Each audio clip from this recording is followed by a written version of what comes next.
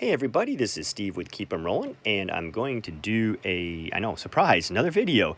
We're going to try and do one a week if that's possible. Still getting used to technology, but hey, it is what it is. The video is going to be pickups, and it's stuff I found this weekend. Basically, it was my birthday weekend, so I took Friday off of work, and then Saturday and Sunday off. Well, I had that off anyways. Friday I went to just a whole bunch of mega antique malls about maybe an hour and a half from my house. Saturday, I went to a flea market and a vintage tractor show, which is kind of a last minute thing. I happened to be in the area. And then Sunday, I went to a small kind of antique show, if you will, that was adjacent to some places that have really good food. So it served dual purpose to go to the show. Now, before I get started, I just want to say that, in visiting the antique malls on Friday, what struck me is the lack of militaria. I'm not talking the lack of quality militaria or the lack of affordable militaria, but just the lack of militaria in general. I mean, hundreds and hundreds of booths in these antique malls. And, I was hard pressed to find even a ration book. I saw all manners of other collectibles, oil lamps, clocks, furniture, dishes, fishing tackle, clothing, jewelry, watches, toys, postcards, stamps. Hardly any military at all. In fact, I could probably count on two hands the amount of military I saw. Where did it all go? And that's my question. I have some theories, but I'm just going to throw it out. If you want to comment, feel free to. I'd love to hear what your observations are on this kind of weird lack of militaria. But regardless, in all of these malls I visited, which was 1, 2, 3, 4, 5, 6, 7, 8 malls, I came away with just a small handful of items. Now, I did find something cool, though, and that is this item right here. First of all, look at the condition of this. I mean, it is in just absolutely amazing condition. There's a few scratches and marks, as you can see, but just not dinged up, not chipped. This right here, ammunition chest. This is a fantastic early war ammunition chest. It's called the T4. I've seen it referred to as the T4 Experimental. All the information I've been able to garner online was that it was used in military vehicles for storage in the racks. So there's no handle, as you can see on the top. There's no handle on the side, on this side at least. And it's got these kind of really cool rotating catches. So let's see, try and get some better light on that. Bear with me for a moment here. There we go. That's a little better. You can see it's got a nice US with the ordnance. The catches basically rotate. So it's got one on this side. And you can see, once again, a little bit of a scratch there, but overall just in amazing shape. And it's got this one here on this side also rotating. This one has a handle for carrying. But just gorgeous. And the color is the original color. These came in either this primer kind of brown color or in white. They're not incredibly rare, if you will, but they're not common either. Once again, out in the wild, I have not come across one. I see all of the models that have kind of the latch on the side and such, but I've not seen one of these. It is maker marked. You look down here, see if you can see that M. The M is one of the different makers. I guess there were 3 different makers, so M. Now, what's interesting is this ammunition can. This goes to show you why it's sometimes important to ask at antique shops. I happened to be browsing around an antique shop, and I was looking at one box. It was marked ammunition chest, and I'm like, this isn't really an ammunition chest. And I said it out loud to a friend I was with. I said, this isn't an ammunition chest.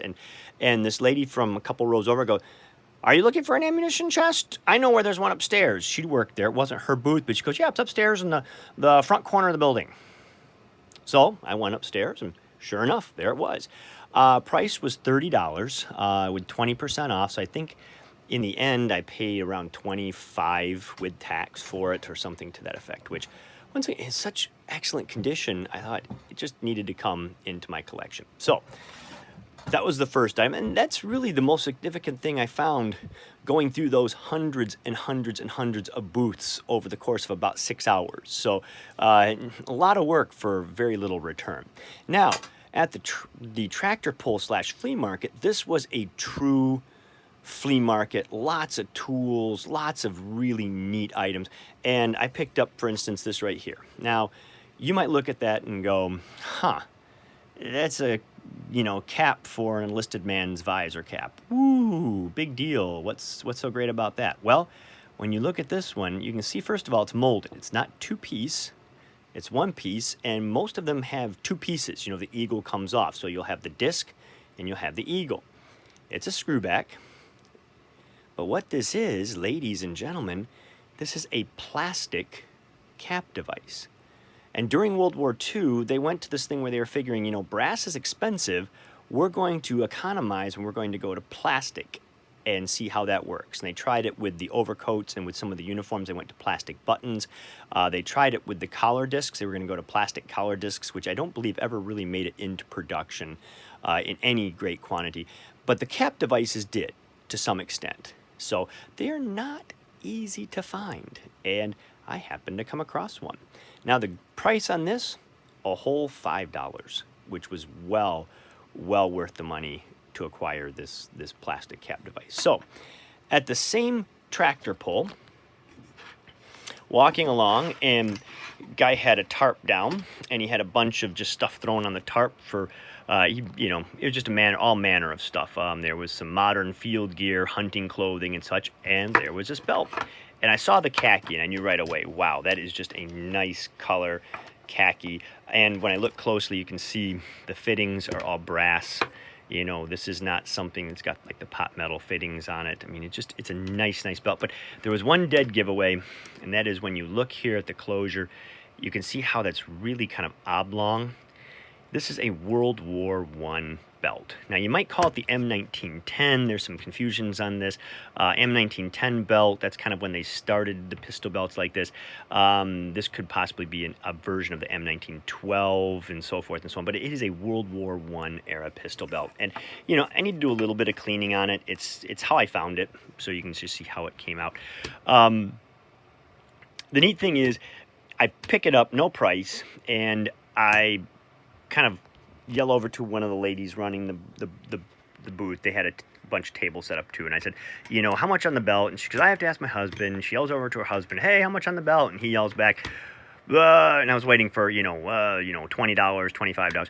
He yells back, belt's $5. I thought, $5. What a neat find for $5. So, World War I pistol belt came home with me, and the condition, it's dirty.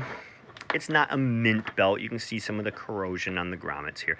But it's a nice, honest, clean, not stained piece. There is no US on it, unfortunately. There is no maker mark on it, unfortunately. But it is still just a nice, honest World War I pistol belt. And for $5, it's going to go into my collection because you never know when you need one of these to maybe hook a canteen to or a first aid pouch.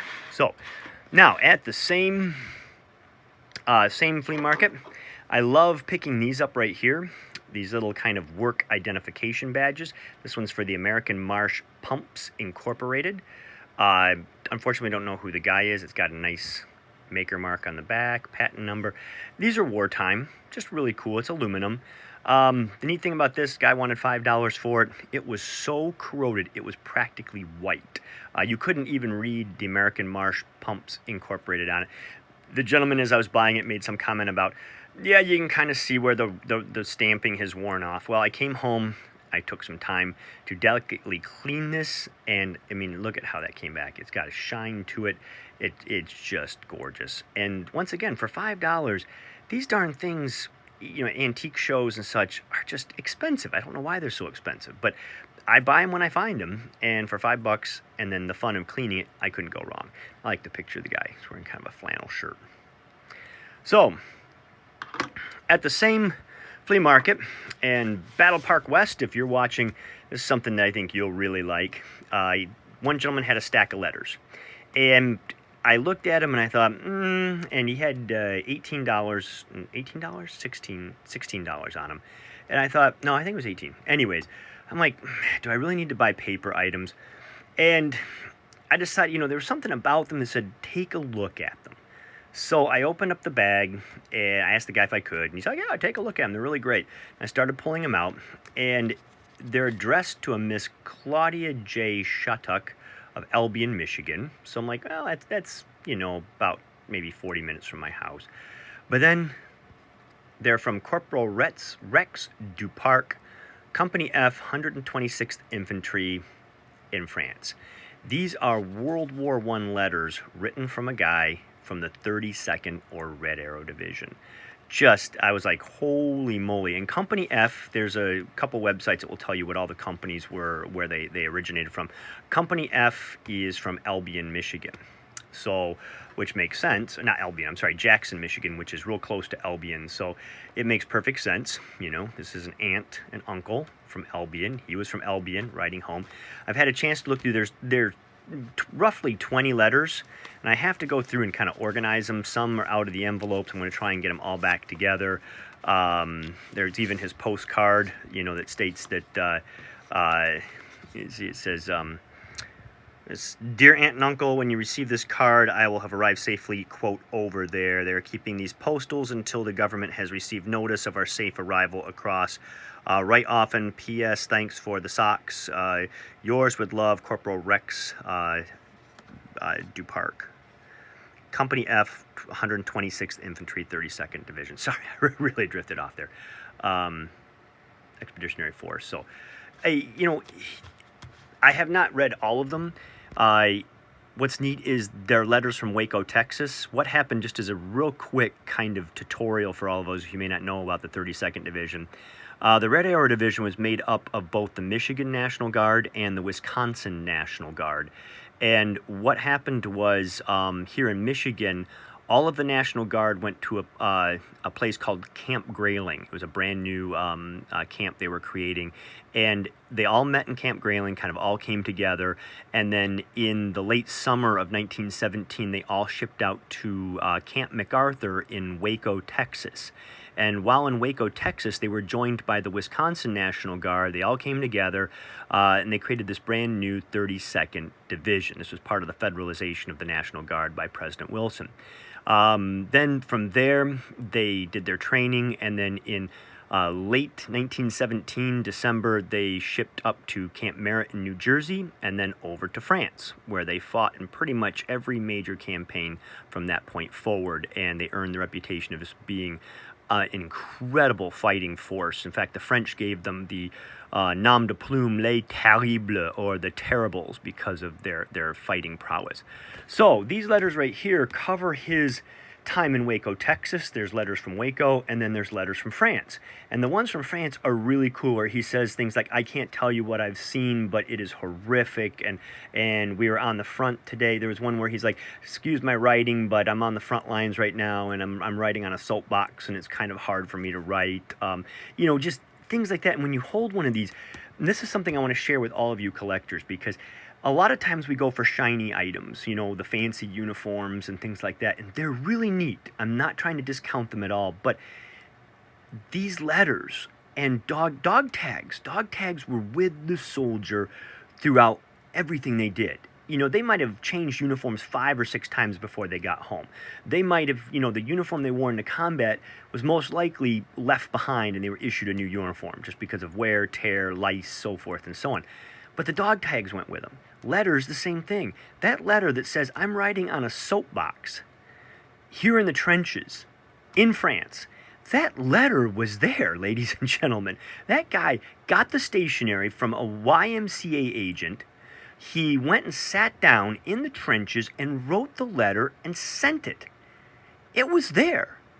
You know, that's what amazes me about these letters, is they were there. They were written in his own hand. So this was really cool. And the price there's roughly 20 letters. The price was a whopping $10. I really could. He wanted the 16, and I walked up, and he goes, "Oh, you're interested in those? I'll let you have them for $10. So an amazing, that made my day. So that was the flea market. Plus, it was really neat to be at the flea market because they had all manners of vintage tractors there. It was neat to see kind of our agricultural past come to life. You know, they had the hit or miss engines. They had the big steam tractors. They actually had old combines set up that were powered by the steam tractors, where they ran all the belts and stuff, and they had them running. So it was really neat. Well, this brings me to, sorry for the shadow there, this brings me to the last thing, the little military show I went to. Once again, not a whole lot there. It was just fun. The restaurants were what I really wanted to go to and just have a good time, so the show was just kind of ancillary. But I did pick up a couple things. I found this right here. This has, I honestly believe it's been mislabeled. It's actually made it into a Civil War book as a Union officer's cup. I believe this is more World War I era collapsible cup. And what it is, it's a little collapsible travel cup. So the way this works is you take the lid off and there's your cup. Isn't that cool? Some label it as a drinking cup for alcohol. Some people say that these cups were meant for, if you didn't want to use the cup that was given to you because you questioned the barkeeps or the cleanliness of the glass, you could use this cup instead. But just a little, it just collapses down like that, and lid goes on. I liked it because I like that Union shield. And once again, I feel this is World War I period, even though it's been featured in some prominent Civil War books and such. So that's just my opinion. And it was $6. So I didn't think that was a bad deal for $6. And then at the same show, I picked up a mess kit. Now, some of you may be saying, well, hi, a mess kit, Steve. You've shown us mess kits before, and I agree with all of you. In fact, my wife, when I came walking up with it, was like, well, hi, did you buy a mess kit? For those of you who may wonder why I'm kind of talking down to mess kits, and I paid $10 for it, so it's like, why did you pay $10 for a mess kit? Mess kits are one of those things that everybody seems to have. They survived in mass quantities. I had a friend who had a box of mess kits, all I think 45 dated, and he couldn't give them away. Nobody wanted mess kits. So why in the world did I buy a mess kit? It's not engraved. It's a little beat up. I bought this mess kit because of the date. When I saw the date on here, you can see the TACU company, 1941. I love pre-war memorabilia. And this is pre-war. You don't see 1941 dated mess kits that often. So I didn't really want to spend the $10, but it was my birthday, and I figured, this will go on my shelf of pre-war items. So I actually walked away from it, came back later, and I'm like, yeah, I think I'll go with it. Unfortunately, there's no silverware in there, but it gives me a challenge to look for some pre-war silverware to put in it, which would be really cool. So that's it, ladies and gentlemen. Not a whole lot, but I as far as giving you prices and things like that, once again, it's not meant to rub it in. It's not meant to say, oh, look at the glorious stuff I have this and you don't. The whole point, oh, I forgot the picture. I also picked this up today. The reason I picked this up is because I like the guy. He's wearing just the standard M1917 wool tunic, no collared brass. I can see he's got the ubiquitous peaked hat there. But what's neat is on a CDV. This was something that started in the Civil War, and it was in use up to about the 1890s, 1900s, but some studios kept this format. It's on a card, if you will, kind of kept this format all the way up into the World War I period. It's well marked. You can say I paid $3 for it, but it was taken in France in 1918, which is really neat. This place, Nevers, if I'm pronouncing that right, they had a couple camps around there, so he was probably at one of the camps. But another reason I picked it up was the fact that he's wearing the campaign hat. And you'll read a lot of different accounts of how these hats just never made it overseas because of their bulkiness. But here's a picture of a guy who's obviously in France wearing one of those hats. So those hats obviously traveled with the soldiers overseas. I will say that hat looks a smidge too small for this guy's head. It almost looks like a child's hat. I love when you see reenactors who put these uniforms on and they're like, I just don't look good. I don't look right. Well, I hate to tell you, you do, because the World War I uniform was not a rakish, fantastic uniform. It was a very baggy, bulky, kind of ugly uniform, especially that hat just makes me laugh. So anyways, back to the prices. I don't tell you prices because I like rubbing things in. I tell you prices to show you that, once again, there are things out there, and I encourage all of you, when you're out looking around, don't get fooled into the whole premise that, oh, you know what, other other antique collector, other military collectors have already been through. I'll never find anything. They've got all the good stuff. That's what I hear a lot is, oh yeah, you know what, I was walking in and I saw, you know, so-and-so walking out and he's just an amazing collector, and so I knew nothing good was left behind. Baloney.